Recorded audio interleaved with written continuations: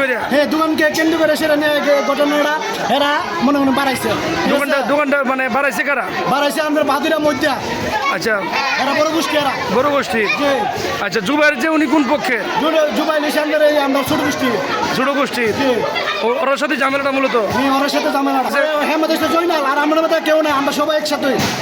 আচ্ছা আচ্ছা, নাই হেমাদেশ জয়নাল মিয়া। আপনি কি ছোট গোষ্ঠী? আমি ছোট গোষ্ঠী। জুবাইর ভাইকে দিলা? আরে জুবাইর কাহানি হঠাৎ করে দেখতেছে আমার বাড়ির পশ্চিম দিকে দা আয়া মানুষ দাও লাঠি লয়ে বাদুরের বাড়ি মধ্যবাড়ি ওদের বাড়ির মধ্যবাড়ি।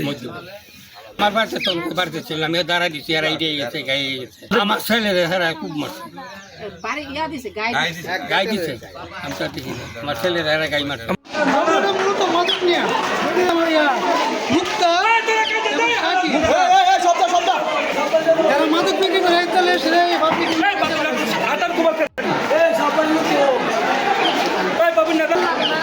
আমাদের বাড়ি ঘর ভাঙতেছে, আমাদের বাড়ি মিন্দালির বাড়ি ঘর কয়টা বাড়ি ভাঙছে জানেন? 20-30টা বাড়ি ভেঙে গেছে আমার বাড়ির কিছু লাগছে না। এই যাবত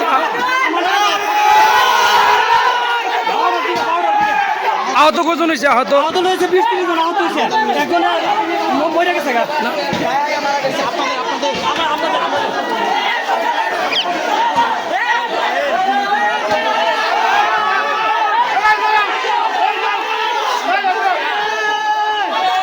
আমার আসলে আমি ব্রাহ্মণবাড়িয়া জেলা মহিলা দলের সদস্য। আমি নতুন কমিটি হইলে হয়তো আমাকে শ্যামল ভাই এরা কোনো বিবেচনা করবে। পোস্টে দিতে পারে। আমি আজকে শ্যামল ভাইয়ের সাথে কথা বলছি, ওসি স্যারের সাথে কথা বলছি, এসপি স্যারকে ফোন দিছি অনেকবার, সিরাজ ভাইকে ফোন দিছি, মমিন ভাইকে ফোন দিলাম, এলাকার ইউনিয়ন বিএনপি সভাপতি ইয়াকুব ভাইকে ফোন দিছি, সালাউদ্দিনের ফোন দিলাম, মানে সবারই বলছি ঝগড়া এনে হাও আপনারা বন্ধ করে। শ্যামল ভাই আমার বলছে আমি নাজনীন এটা ব্যবস্থা করতেছি। আমি বলছি ভাই যেভাবে হোক রাবার বুলেট হোক যে পক্ষ পরে আগে ঝগড়া থামা, লুটপাট যাতে বন্ধ হয়।